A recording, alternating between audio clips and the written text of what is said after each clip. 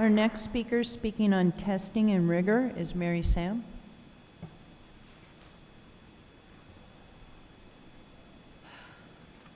Good evening, I'm Mary Sam, retired DPS teacher, and I live in the far northeast.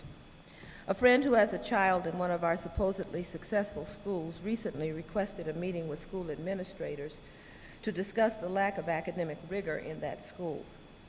Her child is on a path to go to one of our top military universities, and she needs to make sure that the child isn't accepted based on her grades and then is unable to do the work because she hasn't been rigorously taught. Many of the children in this child's classes are below grade level, and the teachers are teaching to those kids. That is not rigor. I define rigor as teaching to grade level. If kids aren't being taught at grade level, they will not have grade level skills. I am not an opt-outer, but I have never believed that test scores should be used to close schools and to fire teachers.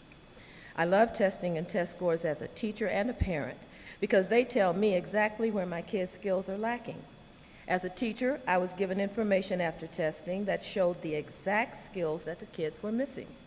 I took that information, that failure, as feedback and used it to make my lesson plans around grouping the kids in my classroom so that I could plug the holes in their academic skills. Now, unless the kids are 3 or more years below grade level, that's doable. But if you have kids in your classroom who are years below grade level, you will need some magic that only God has. DPS, students should not be put in a grade where they are 3 to 5 years behind. You are giving your teachers and administrators in that school an impossible task. I am not a believer that standardized tests do not indicate whether a kid is at grade level, because it is quite clear that children who have proficient scores seldom have any trouble doing the work at college or in a job. It is the ones who are not proficient who need remediation. Tonight, there are a lot of people here upset about their schools being closed or turned around.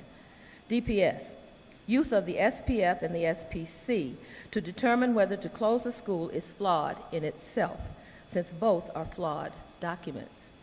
The school quality review used through the School Performance Compact is highly subjective and is being unfairly used to target schools that have already been chosen for punishment.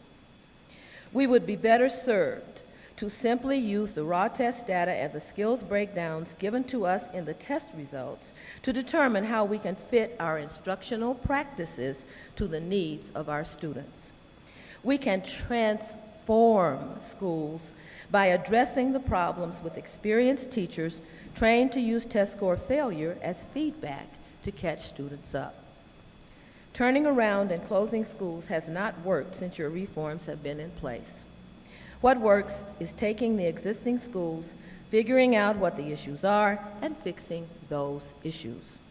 That's what all communities want, but you never seem to do what we want. The failure is not in our students, it's in the system. Just saying.